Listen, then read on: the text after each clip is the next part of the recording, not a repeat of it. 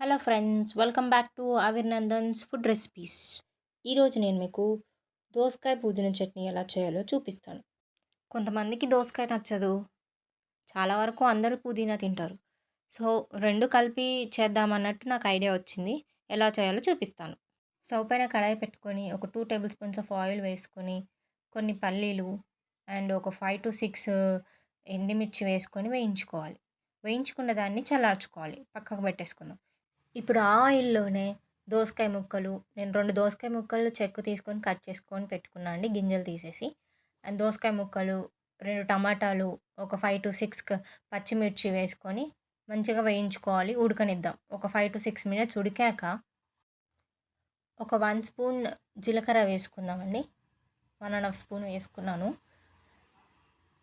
And ఒక 2 spoons ఉప్పు వేసుకున్నాను. మంచిగా కలుపుకోవాలి. అండ్ ఆల్సో ఒక 1 స్పూన్ ధనియాల పొడి కూడా వేసుకున్నా అండి. పచ్చి ధనియాలు వేసుకోవచ్చు. బట్ నా దగ్గర ధనియాల పొడి ఉండడం వల్ల నేను ధనియాల పొడి వేస్తున్నాను. ఒక కట్ట పుదీనా తీసుకున్నానండి. తెంపిన తర్వాత మంచిగా కడిగి వేసుకోవాలి. కొంచెం కరివేపాకు కూడా వేసుకున్నానండి. అండ్ ఒక 10 మినిట్స్ కుక్ చేసిన తర్వాత కొంచెం వెల్లుల్లి రెబ్బలేసి పక్కకు పెడదాం, చల్లారనిద్దాం.